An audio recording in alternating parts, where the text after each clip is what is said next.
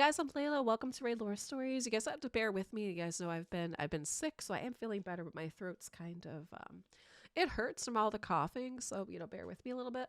We got a new mythic added to the game. This is Aphidus the Hivelord. Now, reading the name again, I have this kind of like feeling he's gonna turn into like a big bug, and yeah, he's a big bug. He's even got like the wings in the back there, huh? Kind of like Scarab King Jr., right? Kind of like Scarab King Jr. So I am curious what his lore story says. So here we go. The creature known as Aphidus the Hivelord has only recently appeared to the Dark Elves and regards Durham Forest and all within as his territory or prey to do with as he sees fit. While at times he has the appearance of an elf, at other times he takes the form of a monstrous insect, a thing of iron-hard chitin and bone-crushing claws. The latter is his natural form, for he is one of the great beasts that have dwelled and ruled in Durham for far longer than any elf. Aphidus exists first came to light after a brutal series of attacks on several dark elf logging expeditions in the Bleakwood and the northern Spider Glens. Until then, the Bleakwood was thought to be relatively placid, thus the attacks came as a shock to the forestry guilds of the northern canopy settlements. Rangers were dispatched in the town of Redmoss to investigate. None returned, at least not in one piece. The eviscerated bodies of the dead rangers were deposited on the outskirts of the logging camp of a welt by parties unknown. Each of the unlucky elves appeared to have been carefully vivisected, as if someone or something were studying them. Necromancy was suspected. The logging teams refused to go out, especially after one reported seeing the enigmatic creature known as Ruel the Huntmaster. Mercenaries were dispatched to force the loggers back to work. Work resumed, though at a slower rate. Attacks against the logging teams became commonplace, with predatory insects being the culprits in every instance. At the same time, the cult of the Fang gravitated toward the logging camp, bringing more disruption. A few months later, a messenger arrived, one of several loggers who had gone missing and presumed dead. The logger was terrified to the point of madness, but otherwise in good health. He spoke of swarms of bone beetles, blood wasps, and the great white centipedes that hunt in the upper canopy like wolves, all being on the move.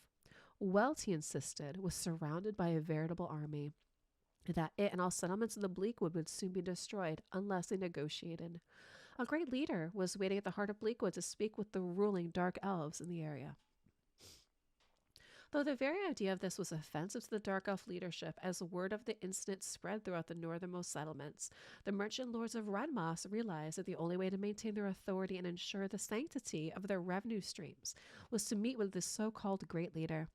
An expedition was mounted consisting of several prominent nobles, including Ancellor Grimmar, the Baron of Redmoss, their personal household guards, as well as 100 Crimson Helms, led by Captain Darga Prake. When the expedition reached Welt, they were joined by a large group of Fang clerics who insisted that it was their responsibility to translate for the insects. Baron Ansel, no fool and well aware of the cult's reputation, agreed. The enigmatic Ruel was awaiting the group on the outskirts of the camp. It was clear to Ansel that the Huntmaster was to be their escort, and they entered the Bleakwood with the eerie wanderer at the head of their party. Many conflicting stories have emerged about the travels of the Dark Elves' journeys. The most common describe how the travelers were shadowed by packs of leafcutters and root splithers, as well as how Ruel seemed to be in communication with these beasts. The meeting place was an ancient dolmen, its black stones wreathed in thick roots and nested of poison ivy. Waiting for them were something that resembled an elf. His skin, were not hidden beneath gruesome organic-looking armor, was the color of insect bile. His hair was like cobwebs. He greeted them in voice and sound of 100 droning flies, and his movements were like the scuttling of a scorpion. He bore a huge stinger-shaped blade that, like his armor, seemed to have been grown rather than forged. The strange being called himself Aphidus and declared himself Hivelord of Bleakwood. He commanded the Dark Elves leave its confines and cease their efforts to harvest its lumber. In return, he would personally direct them to more profitable regions for harvesting, and see they were spared the attention of the insects which lurked there.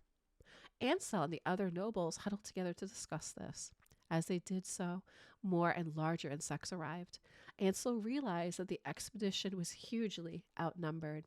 He also noted the odd smile on Aphidus's waxen face, as the being was not sure how to hold the expression. The nobles agreed to Aphidus's proposal, all too aware that the creature had them at his mercy. Even so, they could not help but wonder why such a powerful being would negotiate. Ansel, braver than the rest, dared to ask that very question. Instead of answering, however, the Hivelord gave a gurgling laugh and turned to depart.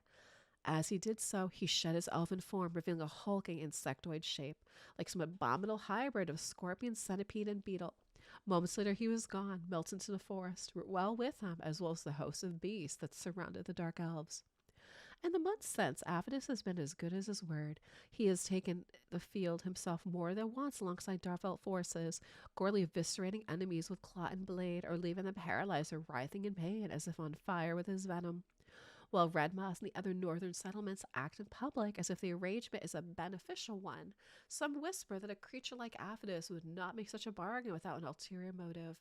Even the cult of the Fang has no answers, but some among them mutter of a great discontentment among the monstrous inhabitants of the deep forest, and they cannot help but wonder if this alliance with the Hive Lord is but a harbinger of more dangerous times to come.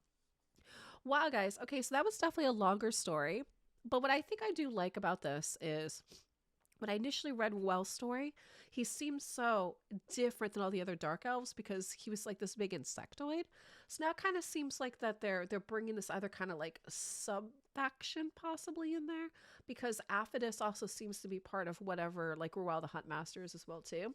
Guys, drop me some comments down below on what you think for the lore search for Aphidus the Hive Lord, and thanks so much for watching.